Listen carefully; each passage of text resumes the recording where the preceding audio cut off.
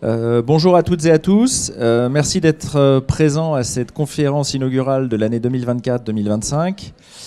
Nous avons le plaisir d'accueillir à nouveau, cette année, deux invités. Maria Giudici, qui est à ma gauche et qui est un peu l'héroïne de cette session, et qui enseignera au semestre 5. Et au second semestre, nous aurons une autre invitée qui s'appelle Caroline Poulain, et qui enseignera au semestre 4, donc deuxième semestre de deuxième année.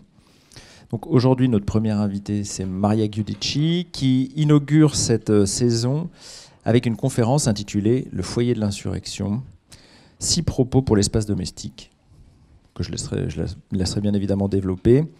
Alors Maria Giudici, un certain nombre d'entre vous peut-être la connaissent déjà, puisqu'elle était déjà professeure invitée l'année précédente. Nous lui avons proposé de continuer. Nous sommes très heureux qu'elle ait accepté de faire une année de plus avec nous à l'école. Donc on la remercie beaucoup.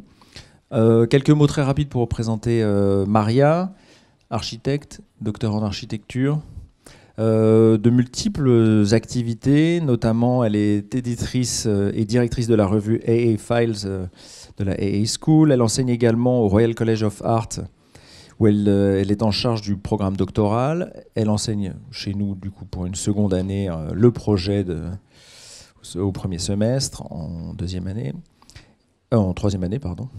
Et depuis 2014 également, elle est fondatrice du collectif Black Square, qui est engagé dans la recherche par le design. Donc j'imagine qu'elle va nous expliciter un petit peu tout ça, parce que tout ce travail va probablement se retrouver dans ce qu'elle va nous présenter aujourd'hui. Donc je vous demande de l'accueillir chaleureusement. Et Maria, je te laisse la parole. Merci beaucoup. Vraiment un très grand merci. Je suis vraiment ravie parce que l'année, les semestres S4 a été vraiment une expérience incroyable. Quand je suis arrivée ici en décembre, en fait, pour les premiers grands tours, je n'ai parlé français du tout. Au mois de mars, j'ai commencé un tout petit peu, donc j'espère qu'aujourd'hui, je vais me débrouiller, mais c'est un peu comme un boxeur qui doit danser. C'est pas vraiment la langue dont je suis la plus articulée. Mais donc, les foyers de l'insurrection. Et je voudrais commencer, en fait, avec ça, en français. Famille, je vous ai écrit en rigide. Évidemment, je pense que vous connaissez peut-être ces propos très importants. Et ce que je trouve vraiment très intéressant là, c'est cette dimension spatialisée, presque architecturale, je dirais, des écrits. Il répète 2 fois les concepts de seuil, en fait. Et il évoque ici, avec ses possessions jalouses, les bibelots, en fait, de l'appartement bourgeois, enfermés derrière ces portes renfermées. Mais aussi, c'est un peu bizarre parce que les bibelots sont les enfants traités comme des objets précieux, mais aussi les objets sont aimés comme des enfants, en fait. Et oui, évidemment, ça nous pose beaucoup de questions. Pourquoi, avec Gide, nous aussi, moi aussi, nous aimons, mais nous détestons aussi en même temps les limites de la famille, des foyers clos, en effet. Et effectivement, je trouve le titre de la version française de ce texte, qui a été pour moi très important, de Nicole Cox et Silvia Federici, très, très bien choisi. Le titre en français, c'est « Les foyers de l'insurrection ». Et c'est en fait pour moi à partir d'une critique de la famille patriarcale que cette théorie féministe a bâti effectivement une critique du foyer comme institution, mais aussi comme espace, comme architecture en fait. Et donc le travail de Federici et de ses camarades a été très important pour moi parce que les féministes matérialistes surtout, qui ont travaillé sur le travail ménager, m'ont enseigné que la maison, le chez-soi, et donc aussi l'architecture de la maison forcément, est en fait un terrain de guerre. Un terrain politique. Et surtout, ils m'ont donné, je crois, des outils pour comprendre, des outils vraiment très importants pour moi, pour comprendre comment et pourquoi et quand les architectes ont développé un modèle spécifique de logement qui est aujourd'hui hégémon presque partout, pas tout simplement en Europe. Même si l'histoire démarre ici, évidemment, en Europe. Et donc, ce que je voudrais vous montrer aujourd'hui, c'est 2 choses, 2 faces de mon travail. D'un côté, mon travail en tant qu'étudiant de l'histoire de l'architecture. Je ne veux pas dire qu'historienne, mais en tant que personne, qu'architecte qui étudie l'histoire de l'architecture.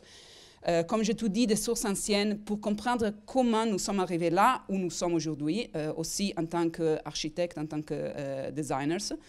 mais de l'autre côté aussi 6 propos sur des possibilités pour changer ou au moins se poser des questions sur cette façon-là, notre façon de penser les logements aujourd'hui.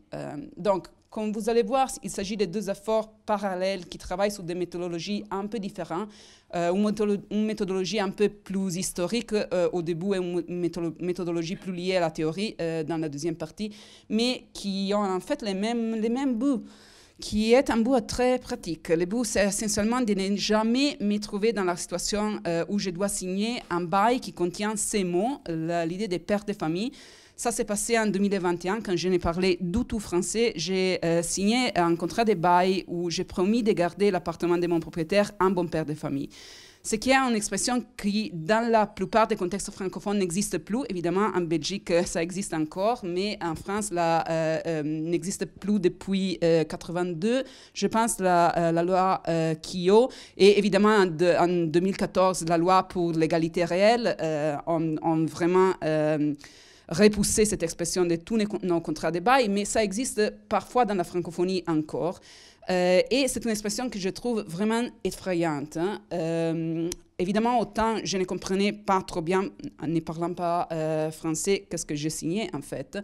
Ça veut dire tout simplement qu'on va garder l'immeuble d'une façon raisonnable. Mais j'ai trouvé cette expression dans beaucoup de traités d'architecture, comme ici, par exemple. Et c'est une expression, je pense, extrêmement puissante. Ça veut dire que le père est responsable pour sa famille. Donc, c'est une idée de patriarcat très claire, mais aussi l'idée qu'un homme n'est pas vraiment un homme que s'il a une famille, en fait. Ça veut dire aussi que l'effort de femme, lorsqu'elle prend soin de sa famille, est invisible. C'est aussi, évidemment, un propos extrêmement hétéronormatif. Mais donc, l'idée, pour moi, c'était, OK, en tant que citoyenne, en tant que femme, mais aussi en tant qu'architecte, de comprendre comment l'architecture a bâti ces personnages du père et de la mère, comment la maison, en fait, a été une partie de cette construction de la subjectivité du couple, enfin, de la famille. Ce qui n'était pas du tout forcément quelque chose de naturel. Et donc, c'est ici que je veux commencer en vous montrant la partie la plus analytique de mon travail, qui vient un peu des cours d'histoire d'architecture que j'enseigne au Royal College of Art, qui c'est un travail sur l'évolution de l'appartement en tant qu'instrument pour la création, vraiment visé à la création de la famille nucléaire. Donc, l'appartement comme un système de seuil, enfin. Ici, je vais commencer avec une courte analyse de 5 livres qui tracent l'évolution du logement en Europe pendant 4 siècles, plus ou moins du 6e siècle jusqu'à la fin du 19e siècle, lorsque le modèle du logement a été complètement fixé et figé. Il s'agit de livres français, même les premiers qui n'ont paru qu'en fait au 20e siècle, mais qui a été écrit au 6e siècle par Serlio lorsqu'il travaillait ici pour le roi de France, Henri II, je crois. Et on pourrait évidemment trouver des généalogies similaires à cette généalogie française aussi dans la culture italienne, plus tard aussi dans la culture anglaise. Mais je trouve que la généalogie française est pour moi la plus intéressante parce qu'il s'agit peut-être de la généalogie la plus complète du point de vue historique. Il y a aussi vraiment beaucoup de matériel à lire, à analyser. Vous pouvez en fait trouver tous ces livres-là sur gallica.fr.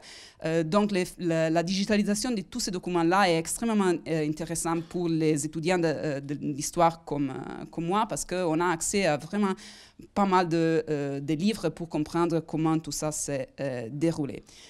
On y va. Donc, commençons par le livre de Serlio, donc, dans le 6e siècle. C'est un livre qui nous donne la possibilité de parler de qu'est-ce qu'un foyer dans l'architecture au début de la modernité en Europe, donc dans l'architecture du 6e siècle. À ce point-là, ce que je trouve très intéressant, c'est que les bâtiments, les foyers, donc c'est qu'en anglais on appelle des household, donc l'unité économique si vous voulez, et la famille, donc du point de vue vraiment généalogique et du côté affectif, si on veut, semblent former un seul corps dans le travail de Serlio.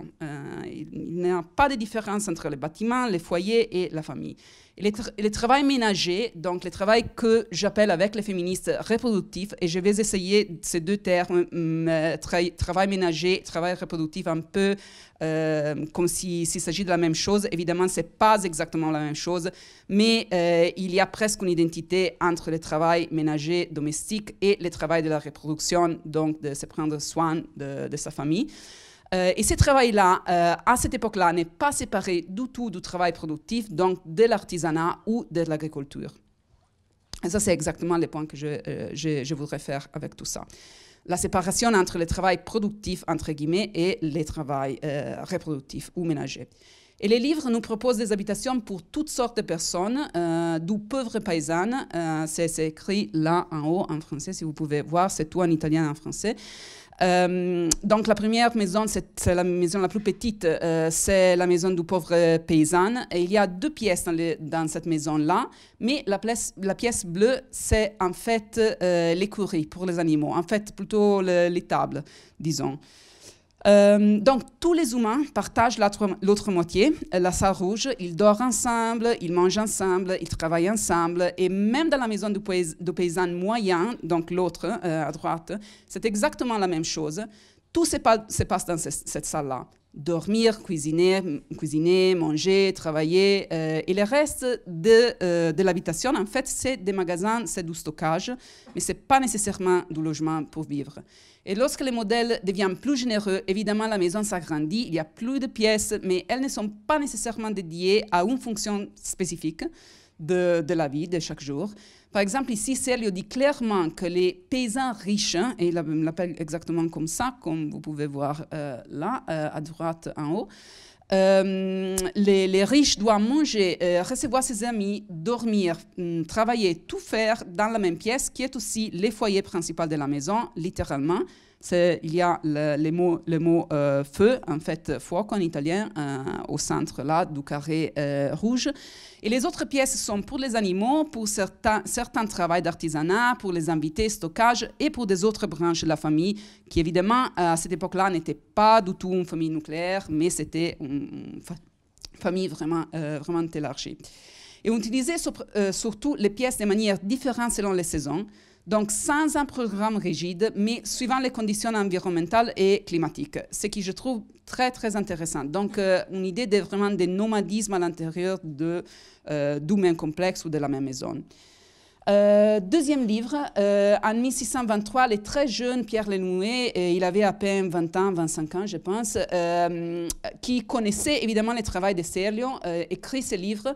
Il était payé par Louis XIII, qui voulait un traité dédié à la bourgeoisie naissante, évidemment, à ce temps-là. Donc, c'est un livre qui m'accompagne vraiment depuis au moins 15 ans, depuis que j'étais étudiante moi-même, en fait. Mais j'ai longtemps travaillé sur les façades, en fait, de ces livres-là. Mais aujourd'hui, je voudrais, en fait, parler de... désolée, je pense qu'il y a un problème avec le... Je vais couper tout ça. Je voudrais parler, en fait, des plans de ces livres-là. Ce que je trouve intéressant aujourd'hui, c'est chez Lenouet, c'est qu'il est le premier traité qui commence à définir l'usage des pièces d'une manière qui est très proche à la nôtre. En fait, ça ne se passait pas du tout chez Serlio, comme on a vu, mais chez Lenouet, on commence à voir vraiment la différenciation fonctionnelle des différentes pièces. Donc, comme dans Serlio, il s'agit d'une série de modèles de maisons en ordre croissant de taille, donc des maisons petites et des maisons très grandes, mais elles sont toutes très génériques, comme vous voyez, il s'agit de maisons mitoyennes. L'idée ici, c'est vraiment de donner des indications pragmatiques à ceux qui veulent bâtir une maison mitoyenne avec le but, je crois, de la part du roi, en fait, finalement, de bâtir une ville harmonieuse. Donc, c'est pour ça que j'étais vraiment très intéressée aux façades au début. Mais en regardant les plans, j'ai compris qu'il y avait quelque chose de vraiment révolutionnaire ici. Lenouet dessine un lit. Et il ne s'agit pas de n'importe quel lit, c'est un lit conjugal, c'est un lit pour 2 personnes, 2 mètres sur 2, donc exactement comme un lit d'aujourd'hui, même un peu plus généreux. Et le reste de la maison est toujours plutôt fluide. Il ne nous dit pas nécessairement qui dort où sont les enfants, où on travaille, où sont les domestiques qu'on a évidemment même dans une maison plutôt petite comme celle-ci. Donc, tout ça reste un peu fluide, mais le lit, de toute façon, est là. Celle n'a jamais dessiné de lit. Et les Mouets, par contre, dessinent un lit double, même dans la maison la plus petite. Ça c'est paradoxal, je pense, parce qu'on sait que les lits comme pièces de mobilier fixe n'étaient pas vraiment une priorité dans les classes travailleuses. Et il y a des exemples dans ces livres-là qui sont vraiment pas généreux du tout, mais plutôt petits, en fait. Mais en même temps, évidemment, ceux qui avaient les moyens, avaient des lits très importants, mais qui n'étaient pas forcément des lieux de repos ou d'intimité. Donc, ces lits étaient comme des petites architectures, et je pense que vous savez tout ça. Évidemment, ils étaient utilisés comme des bureaux, comme un lieu où manger, travailler, lire, recevoir des invités. Un lit était très bien en hiver, évidemment, s'il faisait froid, ou pendant les très nombreuses grossesses des femmes. Mais les maris et les femmes ne dormaient pas nécessairement dans le même lit, donc cette idée-là que le lit, c'est le lieu du repos et dans l'intimité du couple, n'était pas du tout là nécessairement au VIe siècle encore, mais au XVIIe siècle, ça commence à devenir le cas, en fait. Donc, c'est ici vraiment que le lit comme chronotope, c'est-à-dire en tant qu'objet qui porte avec soi cette idée d'un usage spécifique, est inventé, entre guillemets, je pense, exactement là. Et c'est pour ça que le lit des Mouets, pour moi, sont vraiment révolutionnaires, même si le reste de la maison reste toujours plutôt fluide, en fait, un peu comme pour Serlio, hein. Donc, si pour Serlio, les bâtiments, les foyers, la famille sont la même chose, ici, on voit que ça ne change pas encore nécessairement, mais de toute façon, cette unité organique commence à être fragmentée de l'intérieur avec cette institutionnalisation du lit conjugal. Donc, l'idée que vraiment que l'essence du couple commence à fragmenter cette unité-là, fluide qu'on était là en Europe au Moyen-Âge et jusqu'au début de la modernité, en fait. Et ici, nous passons à un livre qui est essentiellement la même chose que les Mouets, refait après 100 ans. Et comme le bouquin de les Mouets a été un succès incroyable, 23 éditions et tout ça, Briseux pensait, donc pourquoi pas, je vais refaire exactement la même chose avec le même titre même. Mais il ne s'agit pas nécessairement exactement de mêmes modèles, parce que c'est ici, je pense que l'idée d'appartement comme une série de chambres qui fonctionnent ensemble est visible pour la première fois. Au moins pour les classes moyennes et pour la petite bourgeoisie. Parce qu'évidemment, ça a été déjà le cas dans les habitations de l'élite, des classes d'élite, mais pas nécessairement chez les bourgeois. Donc, 100 ans se sont écoulés après les Mouets, et à première vue, les exemples des Briseux ressemblent beaucoup aux exemples de les Mouets. Donc, le style, c'est un peu le même. Mais pourtant, en coupe, on voit immédiatement qu'il s'agit de bâtiments beaucoup plus grands parce qu'ils s'abritent maintenant plusieurs familles. En fait, chez les Mouets, c'est toujours famille en bâtiment. Ici, on commence à voir vraiment un appartement à chaque étage. Les familles, pourtant, doivent partager la cuisine au rez-de-chaussée, car il n'y a pas de technologie développée pour pouvoir créer des cuisines complètes à chaque étage. Il y a des cheminées, évidemment, où on peut faire un peu de cuisine, mais en fait, la vraie cuisine avec de l'eau, les feux et tout ça, ce n'est qu'au rez-de-chaussée. Donc, tous les étages sont organisés de la même manière, avec 2 pièces, une chambre et un cabinet. Et dans les exemples un peu plus généreux, l'appartement de 2 chambres devient une enfilade en colimaçon, en fait, antichambre, chambre et cabinet. Donc, il y a vraiment une multiplication des seuils entre les habitants, en fait, hein, et une première possibilité de division entre les parents et les enfants, les domestiques et les maîtres, et les hommes et les femmes, évidemment. Mais aussi, la même famille peut avoir plusieurs appartements. Donc, par exemple, ici, 2 appartements peuvent partager la même cuisine et donc, du point de vue de l'économie, les mêmes foyers. Il y a aussi, évidemment, une antichambre qui peut aussi servir de salle à manger ou salon. À ce temps-là, on ne trouve jamais les mots salon ou salle à manger sur le plan. On ne trouve que antichambre, chambre, cabinet, parfois salle, mais pas vraiment dans des logements tellement petits. On retrouve les mots salle ou salon seulement vraiment dans les habitations, dans les logements de l'élite. Des aristocrates, en fait. Et donc, ici, la chambre qui peut être aussi un lieu plutôt public, pas nécessairement hyper privé. Et les cabinets, par contre, devient la pièce la plus privée de l'appartement. Et voilà, créer ici cette idée de tracer de plus en plus de seuils entre serveuses et maîtresses, les enfants et les parents, la mère et les pères. Et donc l'appartement veut dire littéralement exactement ça, séparer les habitants. Et en tout ça, ce que je trouve intéressant, c'est que les rôles de la femme évoluent plus loin possible du travail productif vers le travail ménager. Vous comprenez que chez Serlio, il n'y avait pas de différence entre le travail productif d'agriculture ou de l'artisanat et le travail ménager ou reproductif des femmes. Mais ici, on commence vraiment à voir cette différence qui est en train d'être tracée, en fait. Et donc, si avec les Muets, les lits commençaient à créer ces divisions-là dans les foyers, à l'intérieur du foyer, ici, il y a clairement des pièces identifiées avec des usagers, des utilisateurs ou utilisatrices spécifiques, même si les foyers restent toujours un élément partagé, en fait. Mais dans un siècle, tout ça va changer. Donc, nous sommes maintenant dans les années 20 du 19e siècle ici, avec Normand. Et c'est ici que la cuisine individuelle devient vraiment une possibilité technique. Ça n'était pas techniquement possible jusqu'ici. Mais ce qui est intéressant ici chez Normand, c'est que tous les exemples du livre sont des maisons à louer. Parfois, il y a des familles qui vivent dans plusieurs appartements, mais c'est plutôt clair que l'idée de l'appartement est en train vraiment d'être redéfinie avec l'arrivée de la cuisine individuelle. Donc, chez soi et appartement ne sont pas nécessairement encore la même chose. Et il y a aussi pas mal de travailleurs domestiques, en fait, dans ces appartements-là. Mais on est vraiment proche de l'idée de l'appartement qu'on utilise toujours aujourd'hui encore, en fait. Et voilà, la question de la cuisine, c'est extrêmement important ici, parce que maintenant, on peut bâtir des cheminées complexes.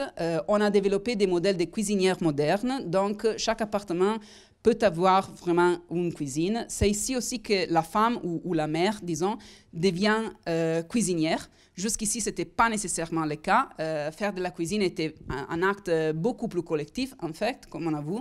Mais l'introduction de la cuisine brise vraiment ces réseaux de solidarité qui avaient vraiment soutenu les femmes pendant des générations jusqu'ici. Et aussi à la campagne, ça va continuer, évidemment, jusqu'au XXe siècle. Et donc, l'appartement sert vraiment comme ce mécanisme-là pour séparer les personnes, les sujets. Et les enfants et les serveurs sont vraiment repoussés en dehors de la partie la plus publique de la maison. Évidemment, la mention du couloir, du dégagement, sert précisément à ça. Mais ça a aussi une autre conséquence intéressante, la miniaturisation du système antichambre, chambre-cabinet, parce qu'évidemment, les salons et la salle à manger viennent d'apparaître. Et tout ça, tout l'équilibre en fait, du logement change complètement, est complètement basculé. Évidemment, ça se passe d'abord dans les logements plus généreux, donc dans les logements des élites et puis dans les logements bourgeois, mais en général, la tendance va se répandre incroyablement, je crois, aussi aux classes moyennes et après à la classe ouvrière. Ce qui est un peu fou, hein? C'est l'idée de vraiment de forcer la même façon de vivre, les mêmes rôles dans la famille, sur toutes les classes de la société du temps. La philosophe féministe Maria Rosa Lacoste a écrit en fait d'une façon très dure que la femme est la serveuse de celui qu'elle appelle le servant salarié, donc l'homme travailleur. Et elle dit aussi que c'est l'asservissement de la femme qui rend possible l'asservissement de son mari, en fait. Et c'est vrai parce qu'en fait, les mécanismes du capitalisme naissant ici, au XIXe siècle, a besoin de la femme au foyer pour soutenir en fait les travailleurs en dehors de la maison, évidemment. Et donc ici, la maison n'est pas simplement les mécanismes qui contrôlent le travail de la femme, mais la maison, et de l'homme aussi, évidemment, mais la maison, en fait, c'est une machine qui crée la nécessité de ce travail ménager. En fait, le 19e siècle, évidemment, c'est le siècle de l'intérieur, du culte de l'intérieur, et donc les tapisseries, les bibelots, l'argenterie, toutes ces surfaces-là qui doivent être nettoyées, soignées, tout ça, semblent être là tout simplement pour multiplier le travail de la femme et des domestiques. Évidemment, encore une fois, ça se passe d'abord chez la bourgeoisie, mais ça va se passer aussi dans toutes les classes de la société. Et donc, si dans les cas des briseux, l'absence de cuisine individuelle ne permettait pas vraiment de créer des unités complètes, ici, on voit que les foyers même se fragmentent dans plusieurs foyers sous le même toit. Mais attention, la famille ici n'est pas encore nécessairement une famille nucléaire et peut représenter encore pour très peu de temps, en fait, l'agrégation de plusieurs familles ou de branches d'une même famille, en fait.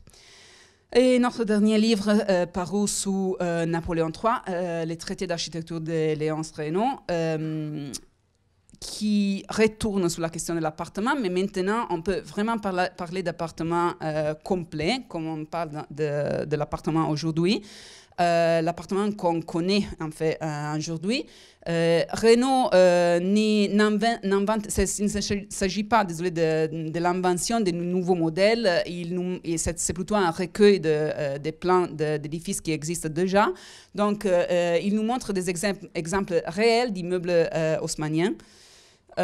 Ici, par exemple, il y a 2 appartements, la salle à manger en vert, les salons en bleu, les chambres en rouge, exactement la même chose ici. C'est plus ou moins la même logique de nos appartements aujourd'hui. Et ce qui est plutôt intéressant pour moi, c'est qu'au début, avec Serlio, on a commencé avec des pièces très homogènes et pas d'espace spécifique pour dormir. Mais ici, une grande partie de l'appartement est en fait rouge, donc zone nuit. Même l'idée d'avoir une zone nuit vraiment n'arrive que à ces moments-là. Mais avec des différences très marquées entre la dimension des pièces jour et des pièces nuit. Ce qui n'était pas nécessairement le cas jusqu'ici, non? On avait des pièces plutôt homogènes par taille. Ici, on voit que la taille des pièces ne devient pas homogène du tout. Donc, la zone jour a des pièces beaucoup plus grandes et la zone nuit, évidemment, a des pièces beaucoup plus petites. Ce qui est pour nous normal. Mais ce que je veux interroger, c'est que ça n'a pas été nécessairement normal pendant des siècles, même en Europe, en fait. Et je ne parle même pas des cultures non européennes qui, évidemment, travaillent de façon complètement différente. Donc, le processus est achevé. Foyer, famille et appartements sont une seule unité et les bâtiments abritent plusieurs unités. Mais surtout, le processus achevé, c'est le processus de normalisation d'une certaine façon, une façon spécifique de vivre en famille. Et tout ça, vous comprenez que les diagrammes, c'est en fait pour nous dire que les modèles qu'on utilise aujourd'hui en tant qu'architecte, moi aussi, quand j'ai travaillé dans des bureaux d'architecture, donc les modèles de droite, c'est pas nécessairement quelque chose de naturel ou de donné de Dieu ou de la nature, en fait. Mais c'est quelque chose de vraiment construit pendant des siècles. Et ce qui est impressionnant pour moi, c'est que vraiment cette logique-là, solidifiée dans le logement de la bourgeoisie, évidemment, devient une logique vraiment applicable à tout logement, même à des logements très bon marché, très petits. Et le diagramme d'Alexander Klein, en plein modernisme, évidemment, aux années 20, nous montre comme 3 siècles d'expérimentation typologique sont arrivés, aboutis à un modèle optimisé, mais extrêmement rigide. Donc, ce que le diagramme nous dit, c'est que n'importe pas si j'ai un logement très grand en bas à droite ou un logement très petit en haut à gauche, mais les pièces restent exactement les mêmes. Organisées exactement de la même manière. Et c'est ici que je veux passer à la deuxième partie, donc la partie moins historique, même si je vais utiliser aussi pas mal d'exemples historiques, mais la partie un peu plus de propositions, la partie un peu plus théorétique, si on veut. Je veux tout recommencer, en fait, pour considérer cette fois-là la question du logement du point de vue de mon travail en tant qu'architecte et enseignante. Je vais encore vous montrer des projets historiques, comme je disais tout à l'heure, mais cette fois-là, pas vraiment pour les étudier, mais en cherchant de gagner des indications concrètes sur comment repenser les logements du présent et du futur, j'espère. J'ai travaillé longtemps dans des bureaux d'architecture, donc en produisant de l'architecture spéculative, nécessairement, où on dessinait, on produisait surtout des logements complètement spéculatifs pour le marché. Et après quelques années, j'ai compris que je ne faisais vraiment que copier-coller les mêmes modèles, parfois même littéralement en copiant-collant les mêmes modèles, parce que c'était optimisé par rapport au garage, par rapport à la structure et tout ça. au point où je n'ai plus pu ou su continuer comme ça. Et j'ai vraiment j'ai ressenti le besoin de faire vraiment un pas en arrière. Mais il y a aussi beaucoup d'exemples d'expérimentation dans le travail des bureaux contemporains, en fait. Donc, ce type de logement-là n'est pas nécessairement forcément un destin. Donc, dans cette deuxième partie, je voudrais parler des autres contextes. On oublie la France pour un instant. Et les contextes que j'ai choisis sont en fait la Suisse, les Pays-Bas et le Japon. C'est simple parce que j'ai habité, travaillé et étudié en Suisse et aux Pays-Bas, évidemment.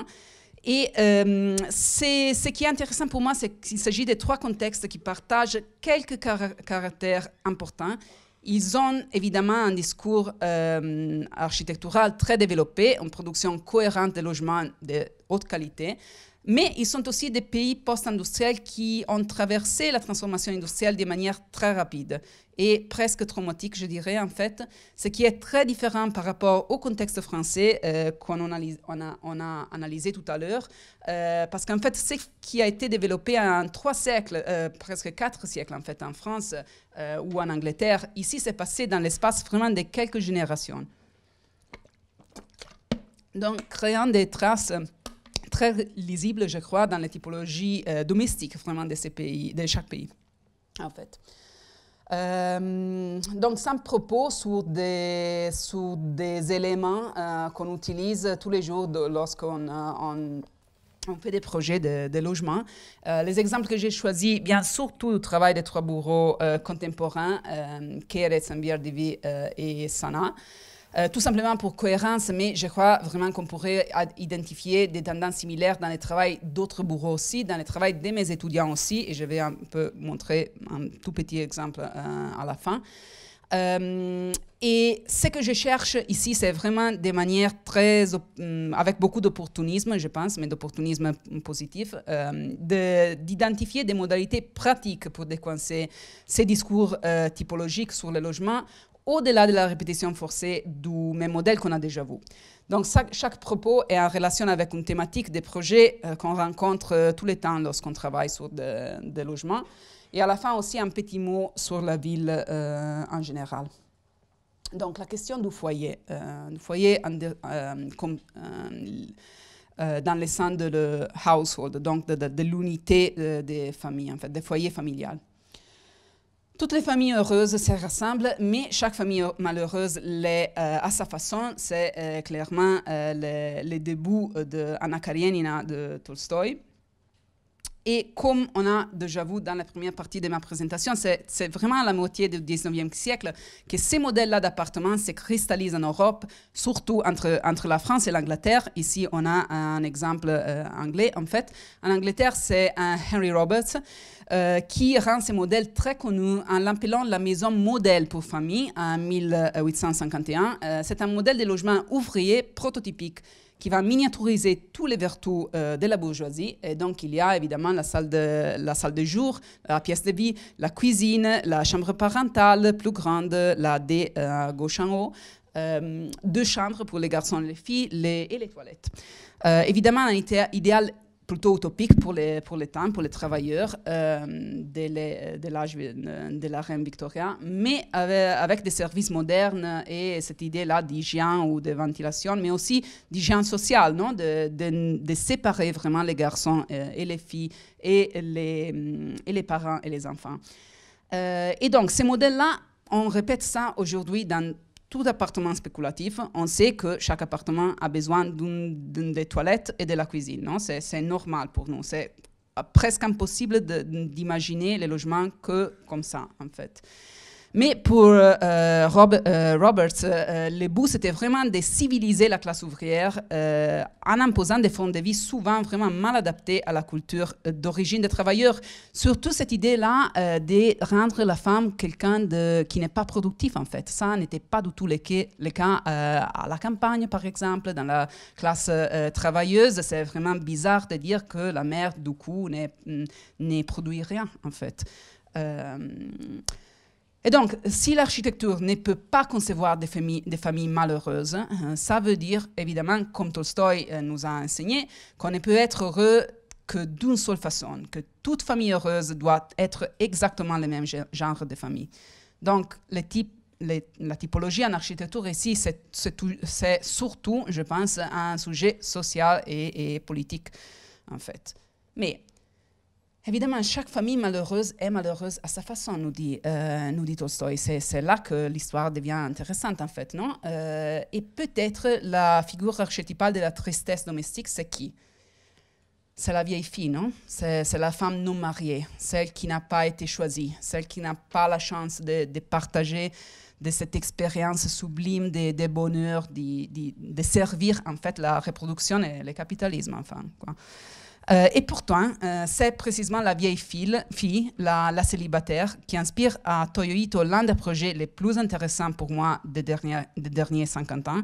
Les Pao pour la fille nomade. Pao, c'est le titre du projet, en fait. Et c'est une installation temporaire où Toyohito a réimaginé vraiment une maison flexible, presque aérienne. C'est tout simplement une tente ou un ovni qui atterrit sur le toit de la ville, créant cet abri-là pour la femme des carrières, qui est en fait Kazuyo Sejima dans les photos. Et donc, cette fille nomade ne fait pas de la cuisine, elle ne mange pas chez soi. La ville, c'est sa salle à manger, en fait, a écrit Toyohito. Elle ne rentre chez soi que pour dormir, pour se reposer, peut-être pour profiter de quelques instants d'hédonisme, en fait, non? Se refaire une beauté, ranger ses vêtements et tout ça. Donc, il s'agit d'une maison où il n'y a pas de ménage. C'est les rêves pour moi, vraiment. Donc, la fille nomade est donc le contraire de la femme au foyer. J'ai vraiment résisté les foyers jusqu'à mes 40 ans, arrivant à avoir vraiment un enfant vraiment à la fin de mon âge reproductif, parce que je pense qu'il y a beaucoup de charme dans cette idée de vivre vraiment libre qui est représentée là avec Sejima et Toyohito. Et donc, une maison sans type, un foyer sans cuisine, sans salle de bain, sans architecture, que du mobilier superbement dessiné, évidemment.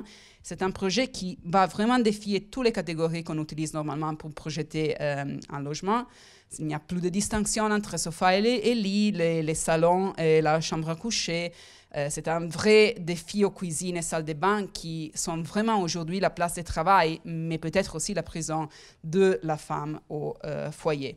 Et donc, enfin, les familles malheureuses ont apparemment beaucoup de choix, ou les familles heureuses n'ont aucun choix, en fait.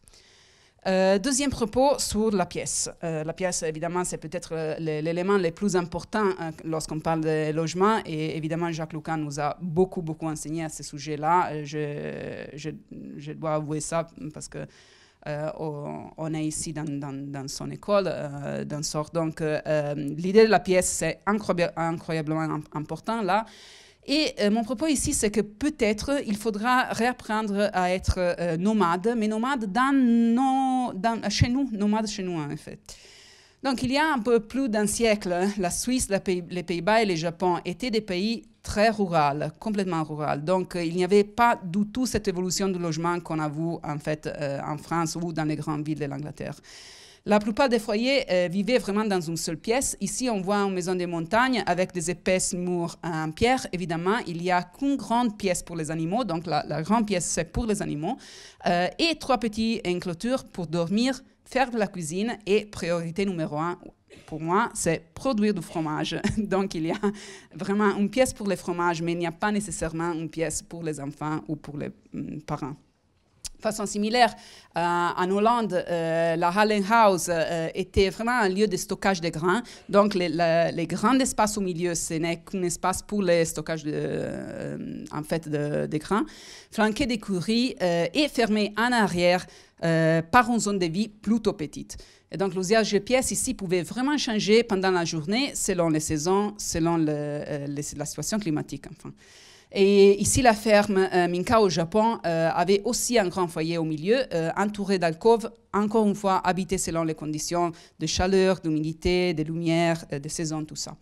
Et donc, ces maisons sont dans un sens pré-typologique, non? Parce qu'il n'y a pas nécessairement des chorégraphies figées à suivre, en fait, ou d'idées figées de famille non plus. Donc, elle présente des spatialités très simples. En fait, il s'agit d'une pièce, une maison, en fait. Les pièces ne représentent pas un diagramme de qui doit faire quoi où, un peu comme dans Serlio, en effet. Les travaux domestiques ou ménagers et les travaux non ménagers ou productifs se mêlent complètement dans le même espace. Les femmes et les hommes n'avaient pas du tout les mêmes rôles, donc bien entendu, il y avait beaucoup d'asymétrie entre les femmes et les hommes. Je ne veux pas nécessairement avoir une idée romantique du logement pré-moderne. Il y avait beaucoup de problèmes dans ces schémas-là. Mais avec les passages au modèle moderne, les modèles Roberts, si vous voulez, les partitionnements du logement dans des pièces au caractère très clair va créer cette chorégraphie-là beaucoup plus rigide. Et c'est tellement difficile aujourd'hui, même en tant qu'architecte, mais en tant qu'habitant, pour moi, dans ma vie de chaque jour, de sortir de ces modèles-là. Et donc, la pièce et surtout les seuils, donc un outil architectural vraiment très, très puissant, devient cette arme-là, l'arme typologique presque, je dirais, dont l'architecture se sert pour redéfinir ce qu'est une famille heureuse, en fait.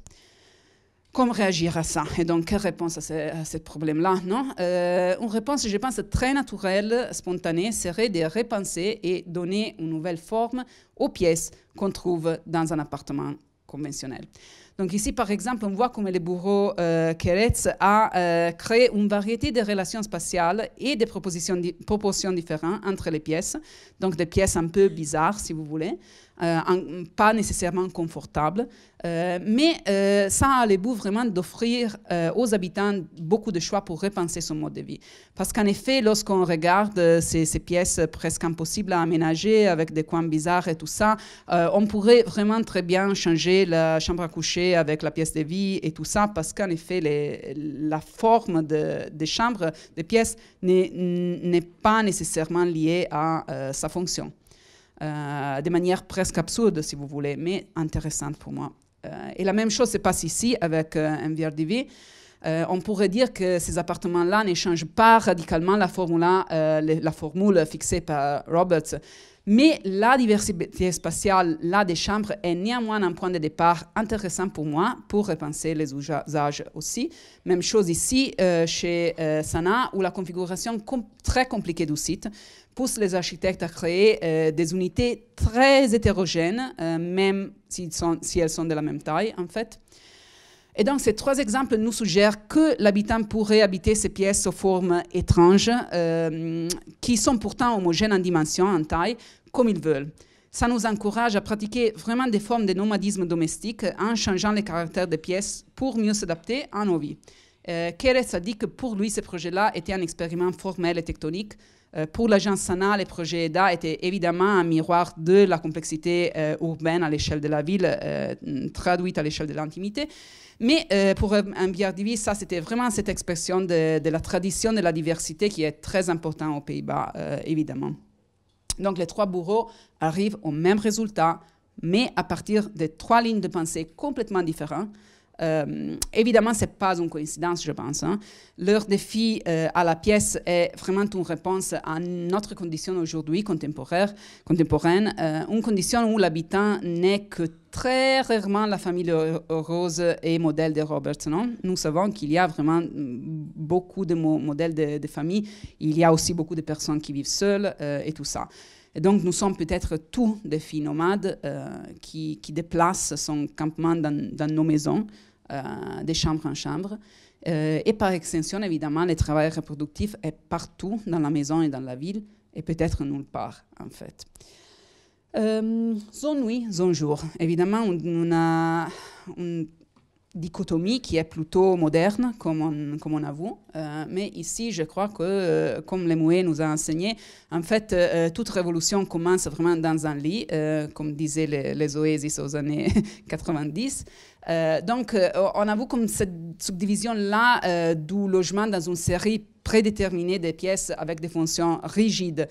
Et c'est passé qu'au XIXe siècle, en fait. Mais en fait, la polarisation là entre les salons très publics et la chambre à coucher privée est décidément moderne. On l'a vu dans les exemples de la première partie. Et les trois exemples que je vais vous montrer ici brisent vraiment cette polarisation-là. Il y a un effort vraiment pour moi intéressant pour effacer les seuils et bâtir un intérieur fluide. Dans tous les cas, les services sont minimisés, attachés directement à la structure porteuse. Évidemment, ici, c'est un renouvellement d'un ancien silo. Mais les autres sont des bâtiments nouveaux, évidemment, laissant vraiment les restes du logement complètement libres, rythmés par des partitions légères, des rideaux, des éléments fragiles, disons. Ou même ici, très simplement par la forme du logement. Non? C'est la forme même du plan qui nous donne des alcôves ou des zones un peu différenciées. Et c'est presque impossible de dire ici où elle est privée, où elle est publique, où elle est salon, où elle est chambre à coucher, tout ça. En effet, on pourrait presque penser que tous les logements n'est qu'une seule pièce de vie, un grand salon.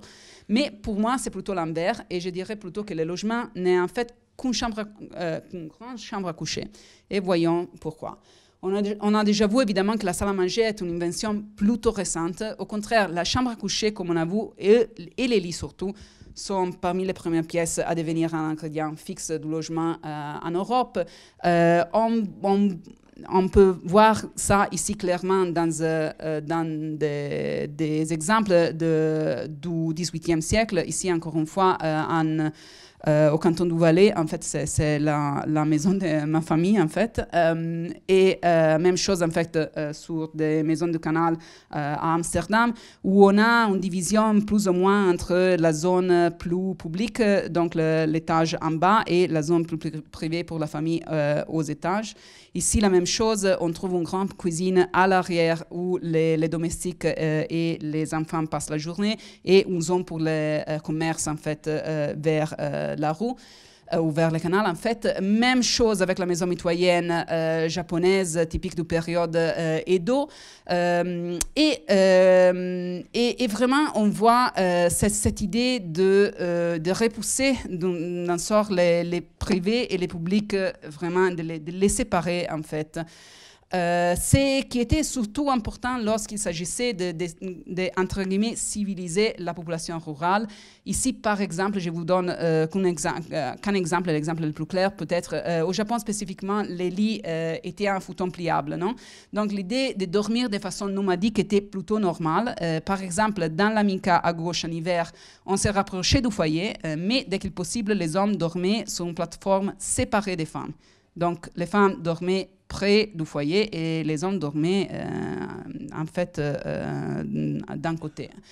Et l'idée que l'amour conjugal nécessitait un lieu précis et du mobilier permanent, évidemment, n'a été importé de l'Europe qu'à la fin du XIXe siècle. Mais même en Europe, ça a été une invention, comme on a vu déjà. Hein. Donc, il n'y a pas nécessairement d'idée de nature et de destin dans cette idée-là que le couple dort dans un lit ensemble.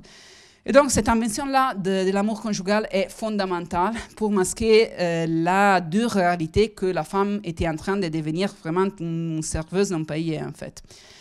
Cet amour conjugal-là légitimise cette condition avec la rhétorique de l'attention et du soin qu'on a pour nos proches.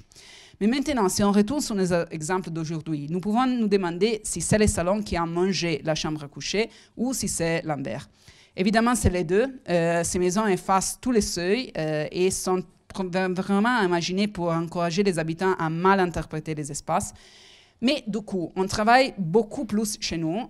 Déjà aux années vraiment 70, c'était déjà le cas. Et ça a transformé nos chambres à coucher dans des salons, une dynamique qui était déjà claire il y a 50 ans.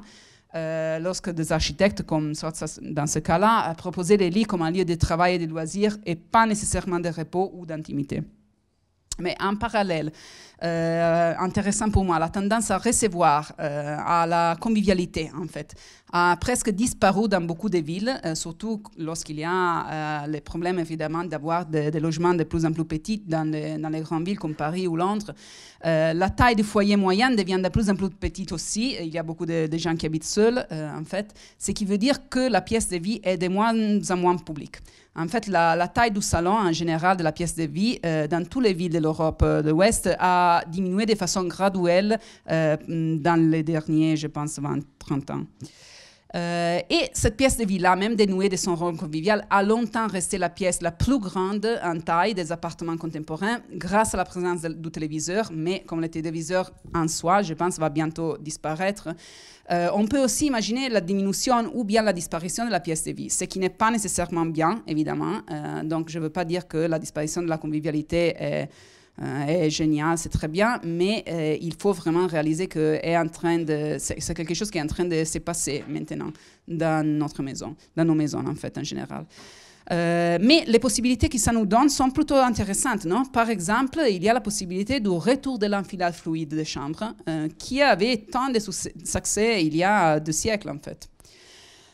Donc ici aussi, on voit comme les 3 bureaux ont 3 points de départ très différents. Pour le premier cas, c'est un exercice formel de produire un espace fluide. Dans le dernier cas, c'est vraiment l'effort de donner des qualités à des espaces extrêmement étroits parce qu'ils sont à la même échelle, les 3 exemples. Et dans les cas au milieu, encore une fois, c'est une question d'expérimenter sur des façons de vivre autrement, non? Mais pourtant, il arrive tous les 3 en fait à la même conclusion, l'effacement des seuils. Et surtout la chambre à coucher, qui est la chambre la plus importante dans le système domestique reproductif, non? Parce qu'elle abrite les repos, l'intimité. Donc, c'est un moment essentiel pour se reproduire, pour reproduire la classe des travailleurs, enfin, non? Parce que c'est seulement grâce à la reproduction s'il y a de la production en général. Et évidemment, donc, la femme reste cet incubateur-là, les couveuses, en fait, de la force travail. Et pourtant, aujourd'hui, ce que je trouve intéressant, c'est que cette façon-là de travailler, de prendre soin des autres, protéger, gérer la vie en général, ne sont pas seulement le travail de la femme au foyer, du travail ménager, mais à plusieurs niveaux, sont vraiment les modèles opérationnels, les caractères fondamentaux de tout travail post-industriel. Nous travaillons en nous prenant soin des autres. On travaille avec notre créativité, notre personnalité, donc notre sphère affective. Et donc là, la maison est devenue pour moi vraiment une chambre à coucher, comprenant que le travail reproductif aujourd'hui non pas seulement la condition principale du chez-soi, mais aussi de notre vie post-fordiste en général, je pense. Nous sommes presque à la fin, donc les propos sur les espaces servis et servants, comme les féministes nous ont enseigné, les privés et politiques, ce qui traduit dans le logement veut dire que le rôle de la salle de bain et de la cuisine a changé beaucoup dans les derniers siècles. Surtout la cuisine. La cuisine est vraiment l'espace qui a institutionnalisé dans les 2 derniers siècles les gestes du ménage quotidien. Elle doit abriter l'eau et les feux, donc elle a été probablement le premier espace typologique à apparaître, même dans les maisons de la préhistoire, en fait. Mais jusqu'à l'invention des conduits de cheminées modernes, comme on a vu, c'était plutôt impossible d'avoir une cuisine pour chaque famille, en fait. Donc cette situation-là des partages de la cuisine, qui était là jusqu'au 19e siècle, n'est plus du tout le cas aujourd'hui. Et aussi, la question de la salle de bain est intéressante parce que dans beaucoup de cultures, prendre un bain était vraiment un acte collectif, surtout au Japon, comme vous savez bien, je pense, où les bains publics étaient vraiment une infrastructure fondamentale. Mais dans la maison, par contre, comme il n'y avait pas de plomberie, donc d'eau courante, normalement, on déplaçait des lave-mains ou des cuves là où il fallait. Donc, la cuisine était très rigide, mais la salle de bain n'existait pas. Elle était plutôt une série d'objets, de pièces de mobilier comme les pots de chambre, des pichets, des cuves, etc. Évidemment, il s'agissait aussi d'objets partagés, donc qui n'étaient pas nécessairement associés à cette idée-là d'intimité. Mais en regardant ces plans d'un appartement contemporain, nous pouvons remarquer quelque chose de surprenant. Donc la salle de bain, que jadis n'était qu'une constellation d'objets, devient un bloc monolithique, solide, une chambre fermée. En fait, la seule chambre fermée de toute la maison. Et par contre, la cuisine, là, au milieu, n'est qu'un comptoir. Hein. Elle n'est qu'une collection d'appareils électroménagers flexibles, presque une pièce d'immobilier qui flotte dans l'espace. Donc, une inversion de la nature ancienne de ces 2 espaces, la cuisine très fixe et la salle de bain nomade. La cuisine devient nomade et la salle de bain reste ces monolithes dédiés à l'intimité. Même chose ici, encore une fois, la cuisine qui flotte dans l'espace et la salle de bain qui devient ces petits noyaux fermés, séparés, intimes. Encore une fois, ici, je pense qu'il ne faut pas nécessairement trop expliquer, les comptoirs de la cuisine flottent dans l'espace en tant que la salle de bain reste fermée, très claire, dans la bande des services, en fait. Et à cause de sa complexité technologique, cette cuisine-là du XXe siècle est devenue incroyablement rigide. Vous voyez ici, je pense que c'est plutôt incroyable que la cuisine est en bas à gauche, donc c'est vraiment dans un coin complètement séparé de la pièce de vie. Je pense que ça, ce n'est pas nécessairement une conquête pour les femmes qui sont vraiment poussées dans ces coins-là. Et donc, lorsqu'on optimise cet espace-là, la cuisine devient une machine, vraiment, dépourvue de convivialité, très petite, souvent pensée pour une seule utilisatrice. C'est une cabine où la femme doit travailler efficacement, sans interagir avec les autres membres du ménage. Désolé. Et cette disproportion entre la cuisine très petite et la pièce de vie plutôt généreuse est un diagramme extrêmement clair pour moi de la séparation des sexes dans la maison. La même chose au Japon. Je ne vais pas entrer dans les exemples, mais c'est tout simplement pour dire que la même dynamique s'est passée vraiment dans tous les pays industrialisés, en fait. Donc, ces trois projets peuvent signaler une nouvelle façon de repenser la cuisine. Si la technologie a été plutôt un piège, je pense, pour les femmes et n'a pas vraiment aidé les ménages, peut-être elle pourrait nous aider maintenant. Parce que nous avons de nouveaux systèmes sans fil, surface à induction, pièces amovibles, bouches d'aération diffuse. Donc, tout ça pourrait rendre les cuisines du futur peut-être beaucoup plus nomades et vraiment réintroduire un niveau de convivialité aussi dans l'acte de faire de la cuisine, avec aussi peut-être les enfants, les hommes et les femmes ensemble et même les invités, en fait. En même temps, la salle de bain est l'élément le plus fixe et rigide à cause de la plomberie, évidemment, et elle est aussi le plus privé, peut-être le dernier espace vraiment privé, lorsqu'on reste vraiment dans ces cocons-là de la salle de bain. Et si la chambre à coucher devient une place de travail, enfin, et la salle de bain, par contre, est fixée, presque monumentalisée comme l'incarnation là de l'intimité, c'est difficile de dire quel est l'espace servi, quel est l'espace servant. Et comme le disaient évidemment les féministes d'antan, l'intime est nécessairement politique.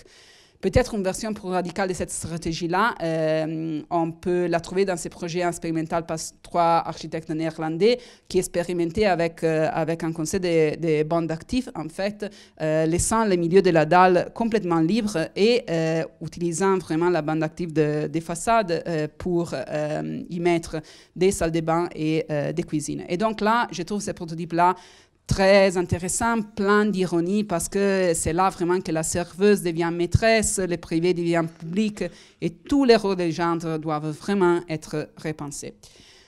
Nous sommes à la fin. Donc l'idée de lier à l'infrastructure, pour moi, qu'on vit au bureau et on travaille à la maison, comme disait Andrea Branzi.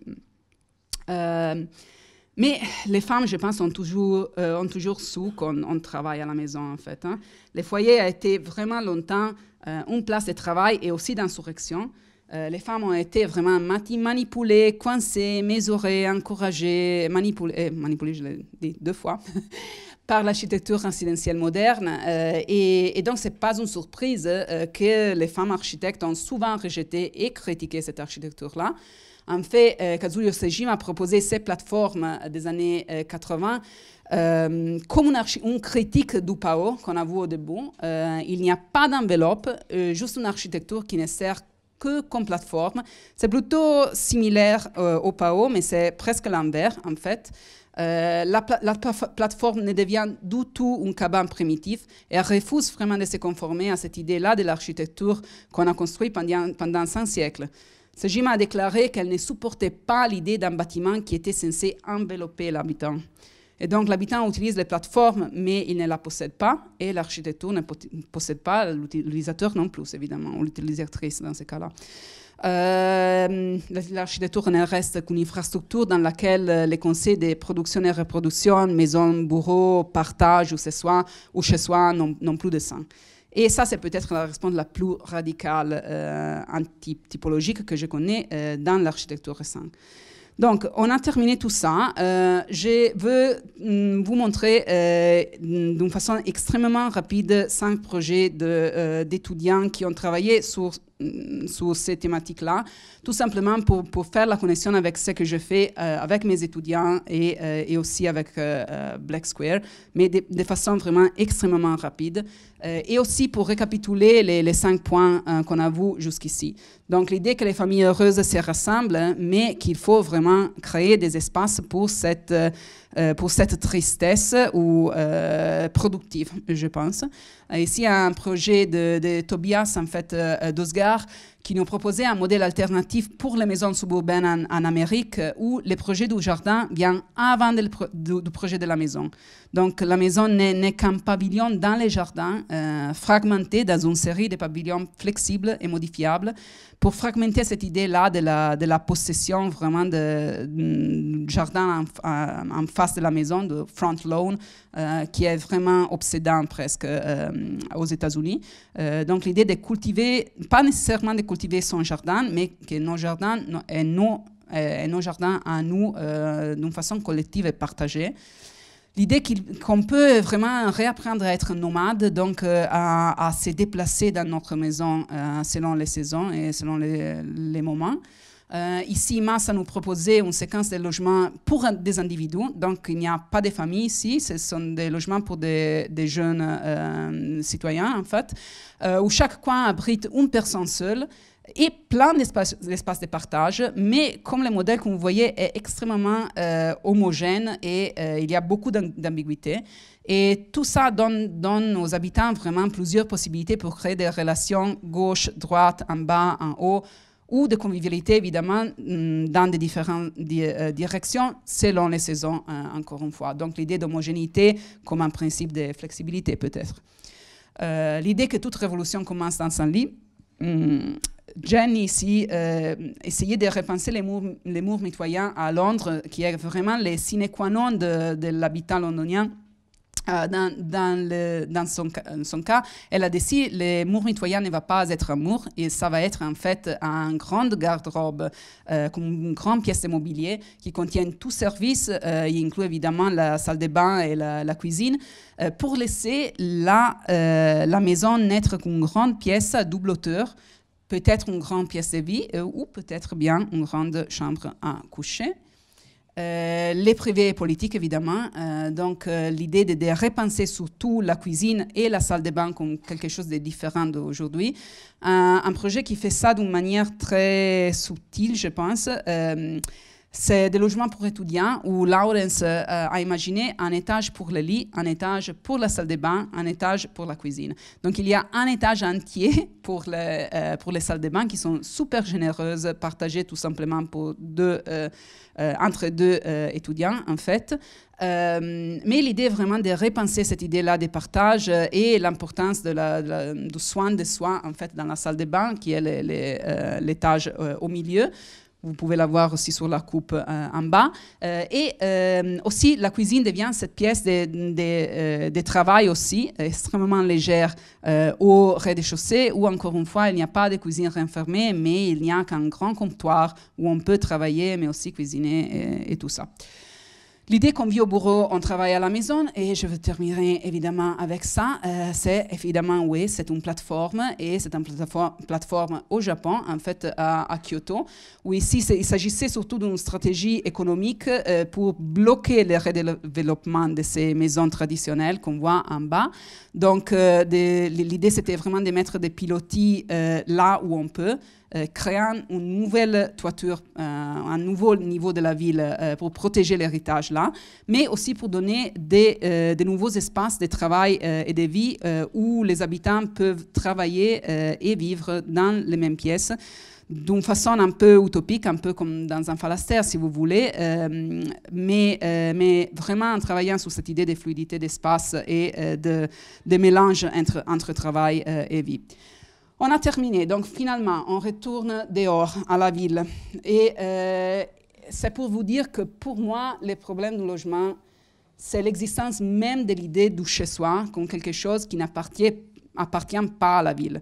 Donc cette idée-là qu'on a toujours qu'il y a le chez-soi et il y a la ville et les deux choses n'ont rien à voir en fait. Qui en fait le chez-soi c'est le contraire de la ville. Mais en fait nos villes sont partout des villes de maisons enfin. Hein. Donc le logement est en fait d'une manière très pragmatique partout.